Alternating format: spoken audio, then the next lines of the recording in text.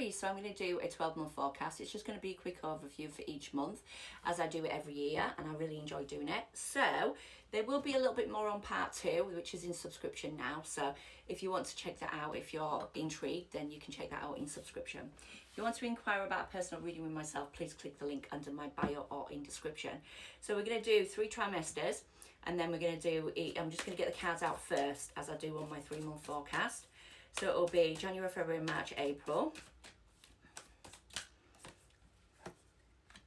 May, June, July, August, September, October, November and December. Okay, let's do it again. You can press ×2 if you want to get rid of me for a bit. Okay, second trimester. And then the third, please. Okay. I like the end of the year, by the way, the September, October, November, December. It looks really good. Let's have a look at 2 cards for your love oracles for the year, just an overview. Aries. Okay, too many. We've got all sorts going on there, so let's see. Come on. Right. Okay. Well, let me get the tarot. It's very good. So January, February, March, April. So January, February, March, April.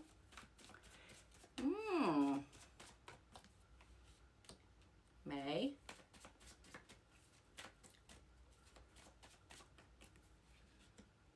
June. I can see a pattern in May and June already. No, yeah, May and April.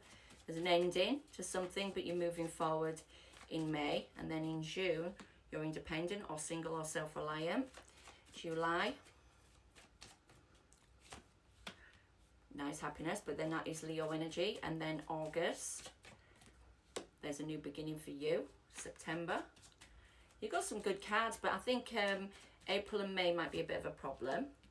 A few people are getting that in September, actually. The High Priestess, interesting. Pisces energy. October and November. And then we've got December. Now, I thought the last part was going to be exciting, but you're in a lot of toxic battles here. You might be needed to get December. Sorry, that's love. You might need to get into these situations to get to where you need to go, though. So it could be for a purpose or for a reason. So we will look at it. Right, let's start off with your love oracles before we get into it. So the first card you've got is this could be the one. You've already met the romantic partner you seek. And then it says romantic feelings. Your feelings are real and worth exploring. So in the first part of your year, we've got surrender to the divine. So you need to start surrendering now to the divine and self-regulation. So regulate your emotions maybe and just surrender. You've got the strength, so you've got to be strong. You've got to be courageous, and you may have to tame yourself. There may be holding back from something in January as well, because that is the strength card and holding back. So let's get clarifiers as we go along. Just one clarifier. There's a decision. You're out. There's an out of balance decision, maybe from you or someone else, and it's back and forth. So hold back. So someone might also be holding back in January. In February, there's a reconciliation or a renewal of energy, a judgment call. Maybe something that's been out of balance is coming back into balance, and you're reconciling with yourself or with somebody else. Scorpio energy. So let's find out what that is in February. Queen of Swords. So something that's been cut off, cold, detached, Libra, Gemini, Aquarius. It is just cold and detached energy. There is a reconciliation or a renewal of energy attached to that.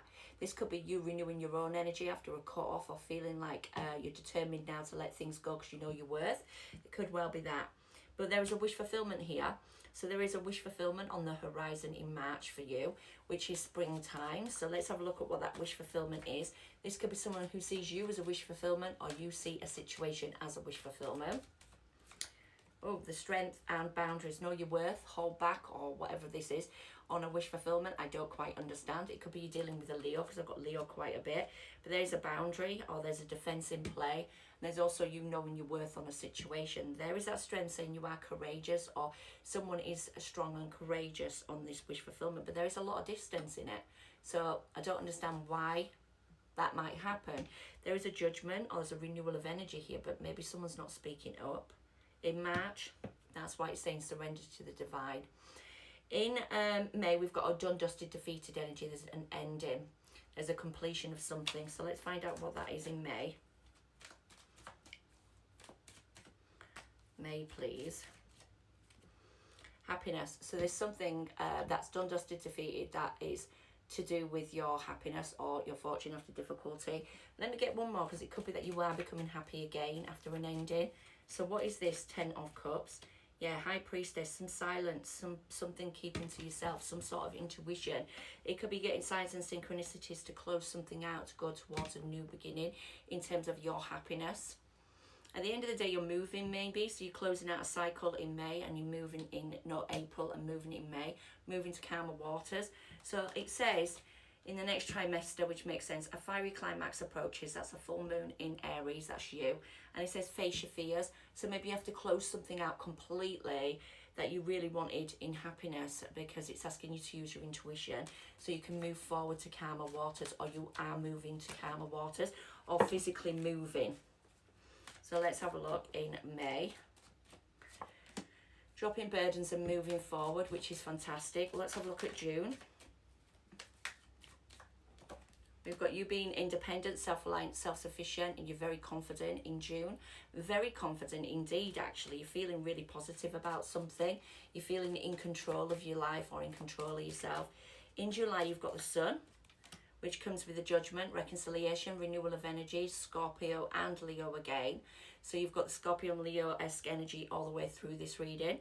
It could be that you're renewing energy and you're feeling really positive and excited, or someone wants to renew energy with you, like have a reconciliation. There is a new beginning in August for you as well, so that does link to July, you know, in that reconciliation. So that is you, the Page of Wands, and that's you. That is you, the Empress. So this is all about you in August. You're feeling confident, you're feeling excited, you're feeling independent. Could be something to do with your career. Could be how you're feeling within yourself, and you're having a renewal of energy. You're feeling happy, and you're also the Empress, so you're taking charge of something that you want success in. You're having a new beginning, or you're feeling excited about something in August. It's brilliant. That is fantastic energy. That's all you, that is, as well. So August next year is going to be amazing. Now, in September, October, November, December, we've got Believe in the Impossible, and you've got celebrations. So there is some celebrations coming forward, but I feel like it's already happening in July and August. So September is the High Priestess, March energy, Pisces energy. There is a secret, or someone's holding back, but it could also be signs and synchronicities. Someone's using their intuition. Could be you. Oh, that's that Two of Swords. Very similar. We've got a lot of sword energy, but we've also got a lot of holding back. So it feels again maybe that you're making a decision and you're keeping it to yourself which way you want to go, because it seems like that all throughout the year there's you wanting to make a decision to close things out and go towards happiness. So it could be you're making changes for you in the 2026. Let's have a look at the Devil in October.